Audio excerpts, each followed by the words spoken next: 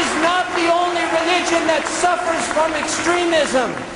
There is an extremist agenda in this country that is not in the best interests of the United States. And it's the goodness of this people that every war that this country goes to is always done in the name of the highest ideals of this country, because the hypocrites that use those ideals for their own advantages know that in the hearts of the Americans is a love of truth, a love of justice, and a love of liberty, and they believe that those should be values and virtues that are promoted throughout the world. The Muslims are here to stay. And Pat Buchanan said in a very profound essay, if this government thinks they can wage war on Islam like we waged war on fascism or communism or any other ideology, they have another thing coming, because Islam has been here for 1400 years and proved itself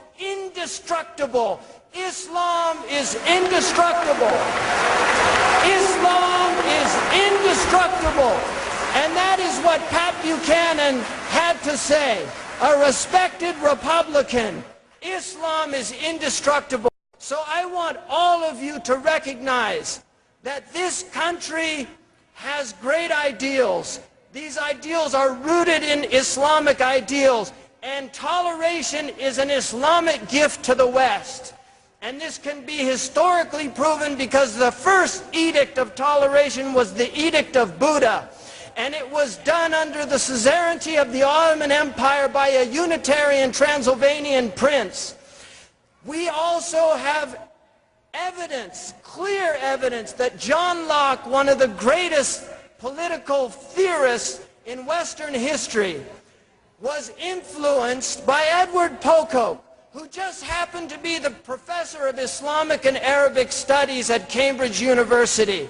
He convinced John Locke to abandon his Trinitarianism and embrace Unitarianism, to embrace the unity of God.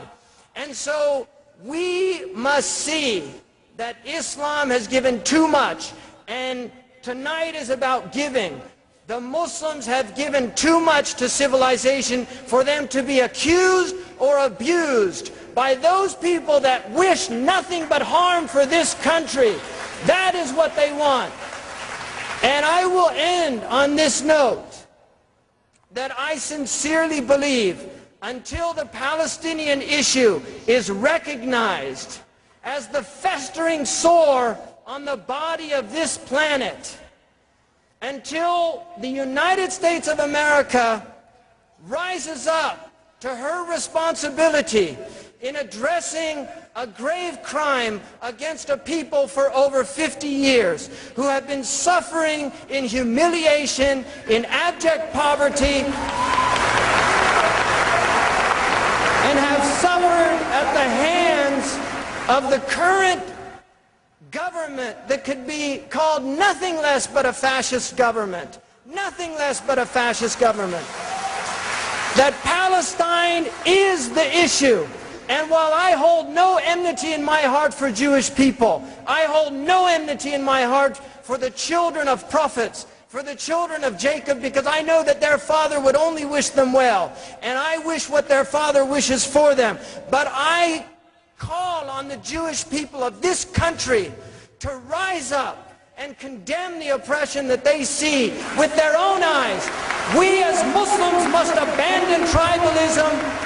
We must abandon tribalism. We must reject the concept of collective guilt. We must reject the concept of Bani Islam. I did not join a tribe. I joined what I believe is the religion of truth, and wherever that religion tells me to stand, I will stand with it, whether it's with the Muslims or against them.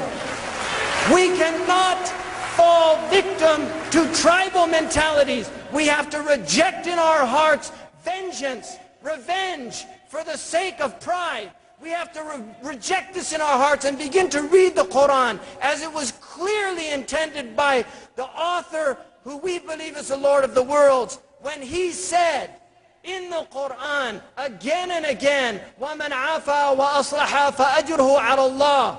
عَاقِبُوا بِمِثْلِ مَا عُوقِبْتُمْ بِهِ وَلَئِنْ صَبَرْتُمْ فَهُوَ خَيْرٌ لِلصَّابِرِينَ. That yes, you can indeed redress wrongs as you choose, but if you show patience, if you're forbearing, that is better to you. If you forgive, that is better to you. And I was with the parents of Rachel Corrie, who lost their beautiful daughter in Palestine, run over and crushed by a caterpillar tractor built in the United States of America and given as aid to Israel and used as a weapon of destruction against a Palestinian pharmacist who had nothing to do with any violence against the state of Israel, but was being punished for collective guilt, which is a crime against every legal system on this planet. The idea that one holds the sins of another is alien to the Abrahamic tradition. The Quran says, and it's reiterated in the Bible in its Old and New Testament forms, لا تزر وازرة وزر أخرى.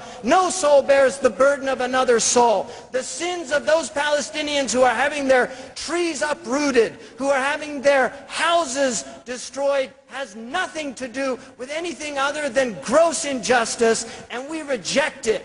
Just as we reject innocent Jews that are killed in the name of Islam. I reject it. I want to stand by the truth. That's where I want to be. I want to stand by the truth. And I want all of you to stand by the truth and look into your hearts. Astafti qalbak walau aftawka an-nas. Take a fatwa from your own heart, even if people give you fatwa. You ask your own heart what our Prophet ﷺ would do. Would he kill children? We only have 500 hadiths that are absolutely of the status of the Quran. And one of them says, Naha Rasulullah sallallahu alayhi wa sallam an qatl an-nisa'i wal awlad. The Prophet of God forbade the killing of women and children. The Prophet of God forbade the killing of women and children. The Prophet of God forbade the killing of women and children. We cannot see his name vilified. We will not allow his religion to be vilified for crimes that have nothing to do with his religion. And we should say, like he said when Khalid ibn Walid killed those prisoners unjustly, Allahumma inni bari'un mimma fa'ala Khalid. I am innocent of what Khalid did. I am innocent of what Khalid did. This is what he cried, and this is what we must cry. Islam is innocent of what's being done in its name. We reject it in the same way that the Christians now reject the gross intolerance, the crusades, the children's crusades, and every other pre-modern crime that was done in the name of Christianity. The modern Christians reject it, and we too must reject what is being done in the name of our religion. Really, with one voice. And our ulama have immense burden. And I believe that our ulama have failed to address this critical issue. And I want them to address it because it must be seen for the crime that it is. It has to be seen for the crime that it is. And I want to say, Daniel Pipes put a test out on the internet, how to determine whether somebody is a good Muslim or a bad Muslim. And I took that test and I failed.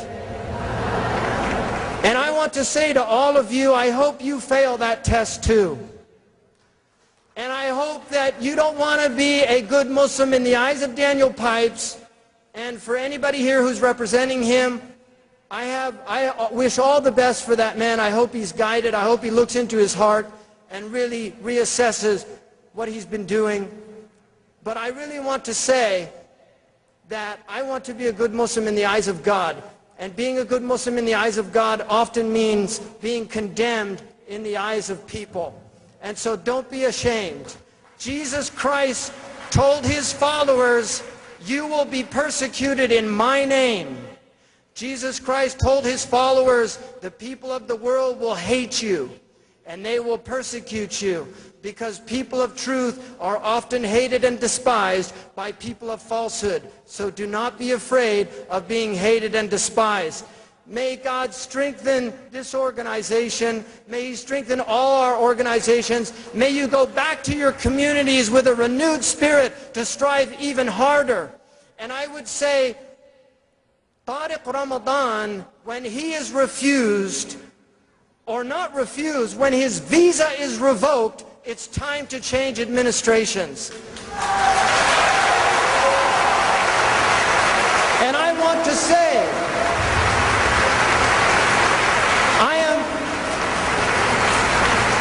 if the Republicans are closer to the truth, I'm with them. If the Democrats are closer, this country has to send a message. This country has to send a message to the rest of the world that the last 4 years were a mistake. Abu Ghraib was a mistake.